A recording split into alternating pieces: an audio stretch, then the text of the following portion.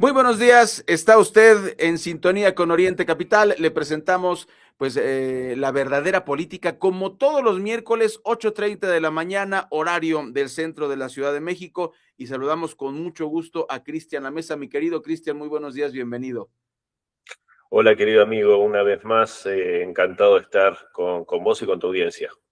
Bien, tenemos muchísimas cosas que platicar y antes que otra cosa ocurra, hay varios temas, Cristian, pero te pediría el corte de caja antes de hablar del Día de la Victoria, antes de hablar de otros temas, pues el corte de caja. ¿Cómo va eh, esta situación con Donald Trump que dice que pues tiene la guerra ganada? Sabemos, nos has enseñado y muy bien, por cierto, que pues es un pocarista bueno. Entonces, sigue el tema. No, ya ganamos, está ganadísima la guerra con Irán, cosa que no es verdad. Platícanos cómo va este frente que desgraciadamente nos tiene a todos en vilo y estamos a menos de un mes de que arranque el Mundial de Fútbol. Mira, yo creo que el principal estancamiento, porque a ver, la situación está estancada con un Irán que al no ser derrotado, evidentemente sale muy fortalecido, que sin duda en este tiempo de tregua se ha armado mucho más, la producción de armamento de Irán es incesante y sabemos que ha hecho mucho daño a las defensas aéreas de Israel y de la zona del Golfo. Y, y hay el escollo principal, como yo vengo sosteniendo reiteradamente, querido amigo, es Israel. Si no me Uh -huh. equivoco, en el día de ayer hubieron declaraciones de este personaje siniestro que es Smotrich, el ministro de Finanzas de Israel, donde decía que la finalización de esta guerra con Irán sin duda tenía que finalizar también con una expansión territorial de Israel hacia Gaza, la Cisjordania ocupada, y le sumaba Líbano, le sumaba Siria, sumaba otros territorios, hay amenazas veladas a Egipto ahora, aparte de a Turquía. Entonces, esa especie de imperialismo que quiere llevar Qué adelante fuerte. la élite israelí realmente es muy peligrosa y evidentemente a cada situación que Donald Trump, como ese hábil taur que mencionabas, ¿no? Uh -huh, uh -huh. Quiere disfrazar de victoria algo que en el mejor de los casos, y sería para brindar con champagne, obtener Estados Unidos una salida elegante, que no salga humillado. A cada intento de Trump de hacer eso, ahí está el demonio, el Belcebú Netanyahu, Ay, sí. diciendo no hay ninguna resolución que implique que el proyecto nuclear, que esto, que el otro, o sea, el tipo está queriendo y sigue marcándole la agenda a Donald Trump. Donald Trump aparentemente se la deja marcar, entonces realmente es bastante peligroso. Habría que ver qué sucede en estos días con la visita de Trump a Xi Jinping. Creo que ahí tenemos a Ok, un ok. líder chino que es uno de los más brillantes líderes de la actualidad, junto con Vladimir Putin y tal vez un estadista de los mejores de las últimas décadas. Entonces, hay que ver, yo creo que diplomáticamente y ofreciendo también algunas zanahorias, Ok. Xi Jinping le va a marcar la cancha a Donald Trump sin una cosa terriblemente jugada, como diríamos en Argentina, ya que Uh -huh. obviamente los chinos tienen su estilo, pero sabemos que tiene también sus intereses y en ese sentido puede ser interesante. Estaba viendo por arriba y con esto termino Uh -huh. un video que hizo, o sea, el gobierno chino, un video eh, resaltando la excelente relación con Estados Unidos desde que empezaron a mantener esa especie de sociedad en la década del 70, con esa Uh -huh, famosa uh -huh. visita y esas gestiones de Kissinger y de Nixon Nixon. Uh con -huh. el mismo Mao, y poniendo de relieve, ¿no? Toda la bonanza económica que le llevó a las empresas estadounidenses, o sea, como un video muy de bienvenida, muy de somos un equipo y Uh podemos seguir -huh. jugando juntos, que creo que es la diplomacia china, ¿no? Mostrar lo bueno que te podés perder si no hay un entendimiento. A pesar, claro, a pesar de los ataques y de los aranceles de Estados Unidos. Sí, de hecho, iba a pasar ese tema, ¿qué es lo que esperas, Cristian, que ocurra con esta visita de Estado? Ya nos adelantaste algo. Antes de cerrar la página por este miércoles del tema de Israel, eh, por lo que nos dices, ya hay una constante, yo veo una constante que es Israel le dobla la manita a Estados Unidos. Entonces, tú podrías decir que BlackRock y este grupo de financieras, los que manejan el dinero, están dominados por israelíes. Sí, claro. Ok, ok, ok, ok. Sí, Porque sí, ellos sí. son los que están haciendo esto. Mira, los CEOs de BlackRock, de Blackstone, de... Puras eh, cosas negras. sí, todas cosas, fíjate. Sí, sí, Es sí. más, la operación de... Era muy terrible, ¿no? La operación que lanzó Israel contra el Líbano, totalmente cobarde y Sí, criminal, sí, sí, se sí, llamaba Oscuridad Eterna, algo así. O sea, tienen sí, una... creo que está mostrando la hilacha.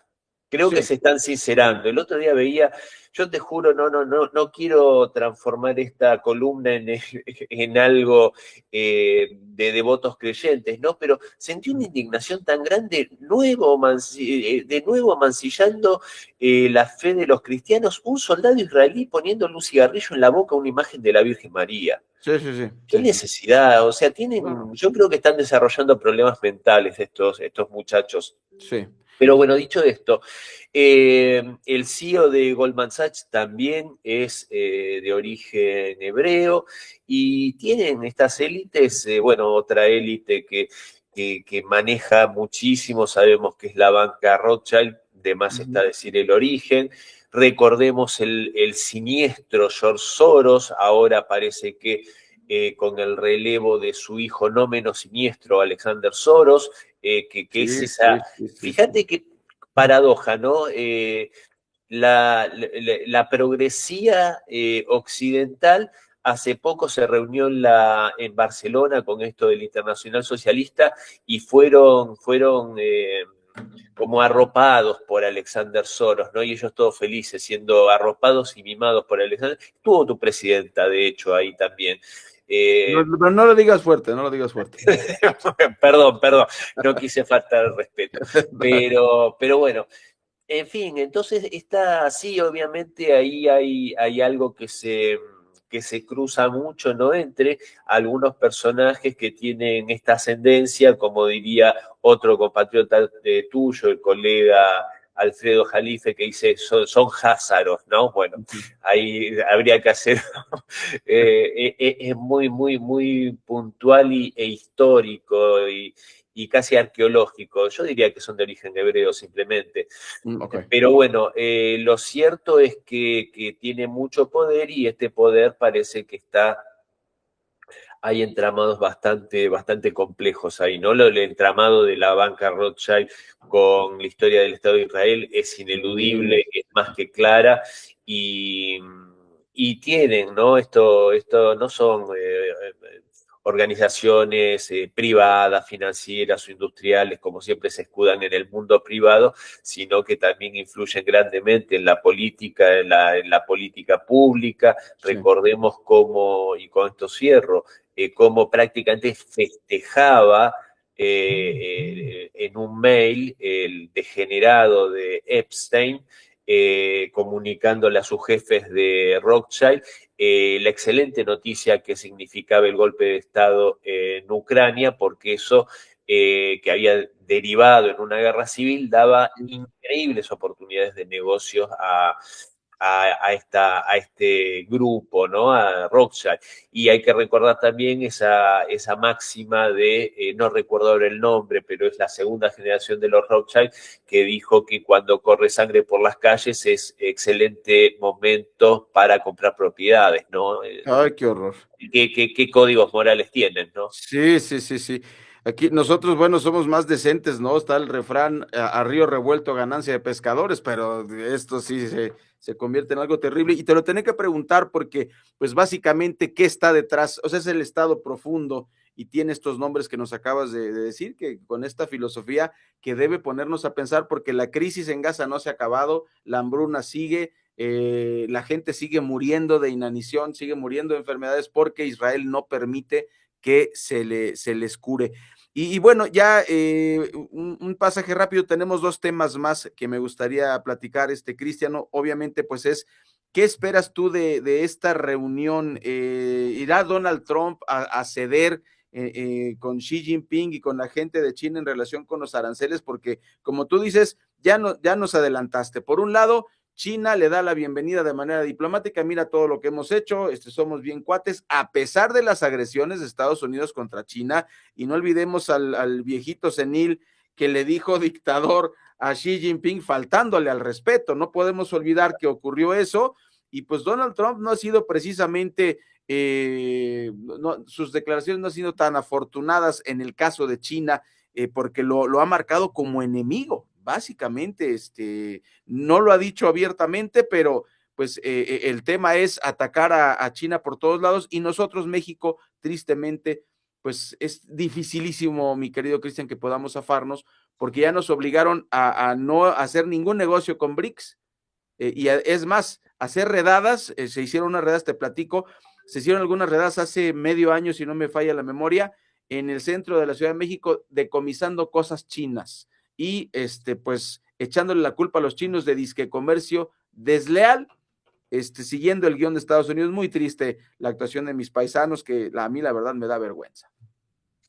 Sí, a ver, en ese sentido te digo que la vergüenza la compartimos, ¿no? Porque en toda, creo, Latinoamérica, en mi país, en Argentina también, hay una gran xenofobia que no sé en qué se cimenta, te digo sinceramente, porque yo no sé los chinos cuándo nos han hecho daño, no sé los chinos cuándo nos han hecho una guerra, no sé los chinos cuándo han promocionado golpes de Estado, cuándo han entrenado a los militares y a los policías de nuestra región para torturar a su propia gente. No lo sé, sinceramente no recuerdo. Tal vez hubieron grupos de chinos haciendo todas esas maldades y la mayoría de la gente lo conoce y yo lo desconozco al igual que vos.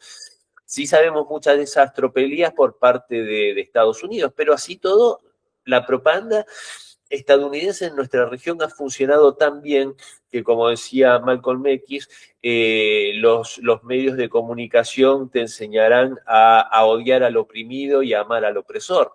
Bueno, sí, así las cosas.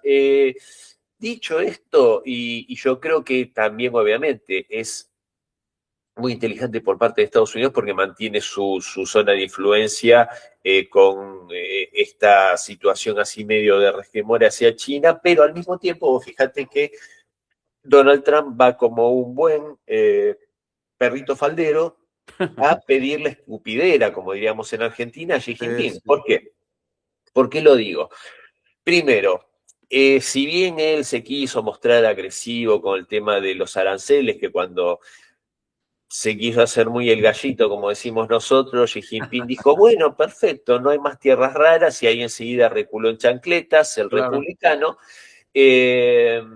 Porque, a ver, Xi Jinping sabe lo que hace, sabe lo que puede, y puede mucho China, sinceramente, tiene una espalda gigantesca, toda forrada en yuanes, en oro, en dólares, en lo que vos quieras. Tenés para elegir ahí.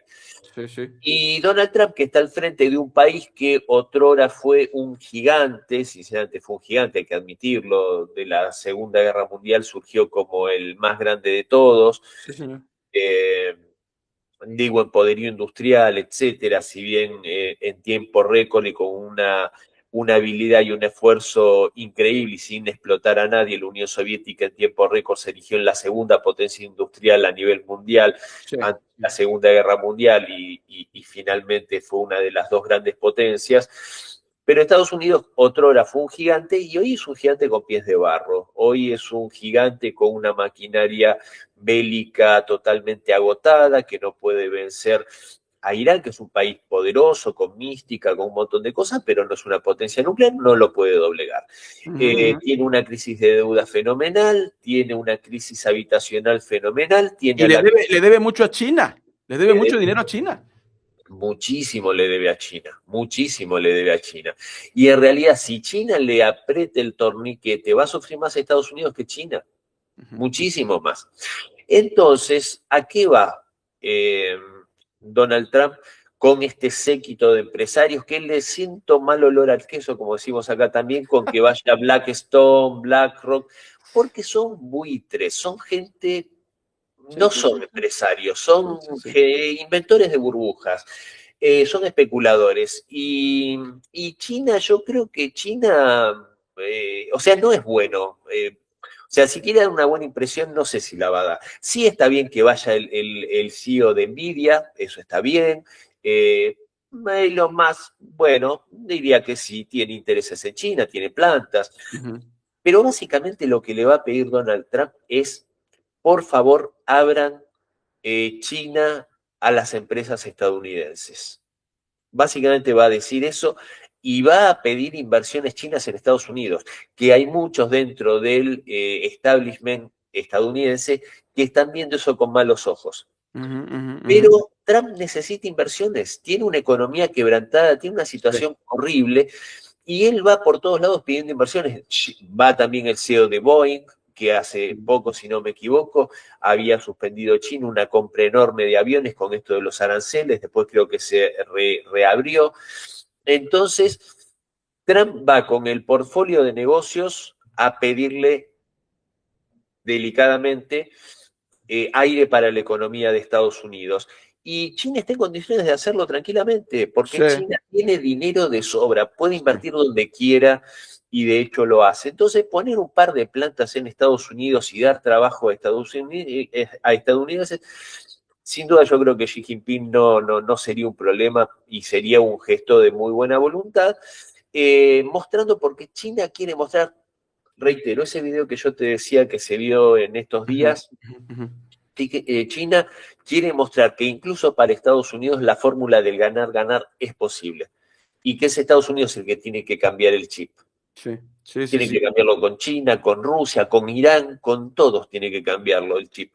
Hay que ver si le funciona. Yo siempre digo que a pesar de estar de acuerdo con un montón de cosas que hizo Trump, que tiene que ver con una buena voluntad que yo veía no por buena persona necesariamente, sino por intereses comunes con Rusia, por ejemplo, pero también decía, Donald Trump tiene un gran condicionante y es el hecho de que es estadounidense y saber el deterioro Sí, claro. cognitivo es innegable. Entonces, ante una persona que no tiene todas las luces en su haber, bueno, hay que ver si resulta y cómo resulta. Lo cierto es que Estados Unidos necesita mucho más a China, esto Xi Jinping lo sabe, Ujú, ujú. yo creo que puede ser, puede tener muy buenos resultados, pero sin duda también no tengo demasiada duda justamente al respecto, en que Xi Jinping se va a mostrar cordial, se va a Sí, mostrar cooperativo, pero también se va a mostrar fuerte.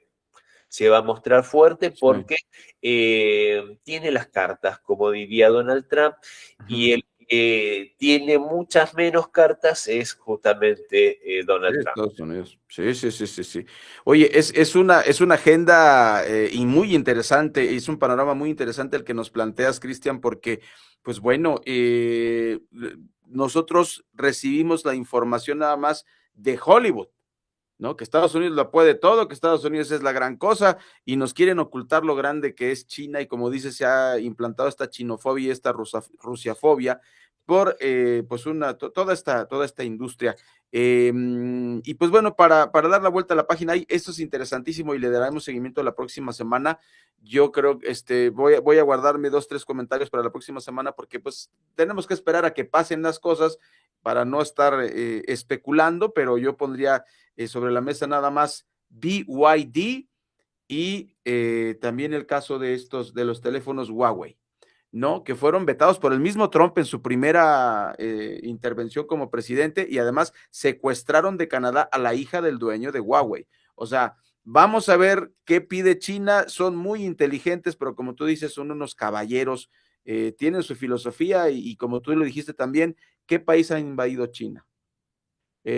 ¿A quién han secuestrado? Lo mismo con el caso de Rusia que comentas. Y por cierto, ya que estamos hablando de Rusia, Y aparte, perdón que te interrumpa, sí, sí, sí, y por aparte favor. tienen una gran ventaja los chinos, que es esa civilización milenaria, esos 5.000 años de historia, que hacen que ellos, vos fíjate que los chinos te planifican de acá a 50 años como si fuera Los quinquenios. corto y mediano plazo. Sí, sí, sí. Cuando los líderes occidentales tienen problemas para planificar una pijamada de acá al fin de semana. Entonces, Sí, evidentemente, los claro. chinos tienen otra mirada y, como dicen los árabes, se sientan muchas veces en la puerta de su casa a ver pasar el cadáver de su enemigo. Sí, sí, sí, invitamos a la gente, bien lo dices, Cristian, a que conozca, ahora que hay internet, a pesar de que los algoritmos nos distancian, no se ve, es una censura invisible, pues le invitamos a que conozca más de China para que se quite todas estas telarañas que nos ponen los gringos en la cabeza. Y quisiera terminar con esta reflexión. Te vi en la televisión de Venezuela, mi querido Cristian, y me pareció muy interesante lo que comentabas, sobre todo la presentadora me parece que hace una muy buena comparación, habla de cómo Rusia salvó a Europa de Napoleón y cómo lo hizo después en la Segunda Guerra Mundial por el 9 de mayo, que fue el fin de semana, donde Putin, pues bueno, lo hace bastante bien, lo adelantamos la semana pasada, ya ocurrió este 9 de mayo, que mucha gente le pasa desapercibido y es nuestro deber que la gente lo conozca. Además, tuviste una intervención muy interesante en la embajada de Rusia en Buenos Aires. Bueno, sí, sí, la verdad que fueron muchas actividades. Justamente fui a la ciudad de Buenos Aires, estuve convocado, bueno, invitado por el señor embajador Feoctistov y su señora esposa a la ceremonia por el Día de la Victoria. También estuve diciendo algunas palabras en la cátedra de Rusia del Instituto de Relaciones Internacionales de la Universidad Nacional de La Plata, invitado por la doctora Tamara Yevtushenko, que es la directora.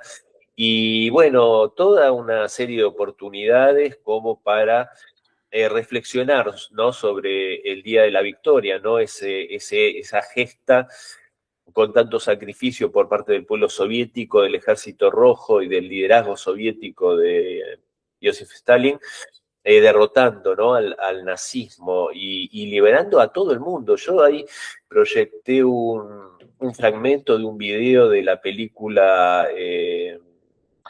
Misión a Moscú, basada en el libro escrito por el ex embajador estadounidense en la Unión Soviética de 1936 al 38, Joseph Davis, cuando él dice abiertamente, un estadounidense amigo íntimo de Franklin Roosevelt, que fue Roosevelt quien lo mandó a la embajada en Moscú, y dijo claramente que si el Ejército Rojo y la Unión Soviética hubiese sido derrotado por la Alemania nazi, y teniendo el poderío y las riquezas de África, de Asia y de Europa, sin duda Estados Unidos hubiese caído también bajo el poderío nazi, por lo cual es indudable y podemos afirmar que la Unión Soviética salvó a toda la humanidad, salvó a todo el mundo, incluso a los Estados Unidos, como Sí, lo reconoce de forma muy noble, como lo reconoció Joseph Davis.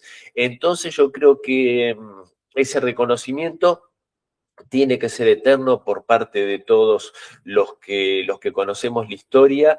Y también quiero decir algo que los otros días escuché en mi querido Negocios Televisión, algunos analistas muy respetados por mí, pero que tienen esa visión, ¿no?, historiográfica que se vendió en Occidente, bastante mentirosa, que no lo repiten por mala fe, estoy segurísimo, porque gente sí, incluso admirada por mí, pero diciendo que la victoria había sido únicamente fruto del sacrificio del pueblo soviético, que por supuesto lo fue, pero que eso había sido a pesar de los grandes errores de Stalin, a pesar de las purgas terribles sí, al sí, sí, ejército, a los generales y los errores, y repitiendo toda esa que colisiona con la realidad. Y permitime sí, un sí, poquito sí. más que me extienda, porque Por favor, por favor. se repite como un mantra, que Sí, eso es lo que es la propaganda occidental antisoviética.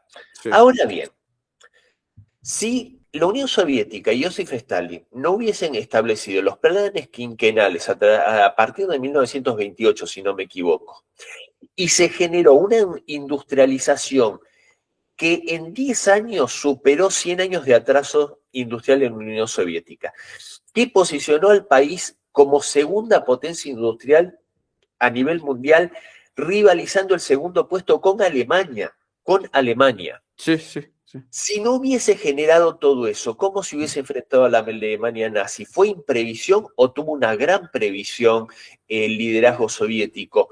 Otro punto, no, porque se descabezó al ejército y los generales y qué sé yo. En esa misma película, en ese libro de Joseph Davis, él mismo como abogado, asistiendo a los juicios, a los procesos de Moscú, dice que él no tiene la más mínima duda que los acusados eran culpables. Eran las camarillas trotskistas, ¿te acordás? Que se los enjuiciaron por traición, por sabotaje, por un montón de cosas. Y ahí estaban invitados todos los embajadores para poder presenciarlo. Y los únicos embajadores que protestaron y que dijeron que los juicios no eran transparentes, ¿sabes quiénes fueron? Los embajadores de Alemania, de Japón y de Italia, que eran los países acusados de estar pagándole a estos traidores. ¿Qué hubiese sido de la Unión Soviética si no se hubiese limpiado esa quinta columna al ejército? Entonces, esto solamente quería decir que realmente acusar de falta de previsión, de inoperativos, de torpes y todo eso, como cuando dicen que a los soldados soviéticos habían otros atrás que cuando querían huir les disparaban. Fue una guerra ganada por un ejército de cobardes a la que fue la más grande maquinaria de guerra de la historia, que fue el ejército nazi. Por Dios, ambas cosas no pueden ser ciertas. Es como decir que la sal sala y endulza al mismo tiempo. No, puede salar o endulzar, las dos cosas juntas no se puede. Entonces, como tributo justamente a la memoria de los héroes y los veteranos, creo que esto tenemos que decirlo, y ahí también reside el gran complejo de inferioridad que tiene Europa y que tiene Occidente frente a Rusia, porque mientras ellos, con gusto u obligados, pero se arrodillaron frente a Napoleón, y también con gusto u obligados se arrodillaron frente a Hitler, Rusia no solo que no se arrodilló, la Unión Soviética tampoco, sino que los vencieron, los derrotaron y los humillaron a estos dos tiranos, que sí, obviamente Europa no pudo hacer nada frente a ellos. Así que bueno, creo que ese sería la síntesis y el tributo de mi parte para el Día de la Victoria.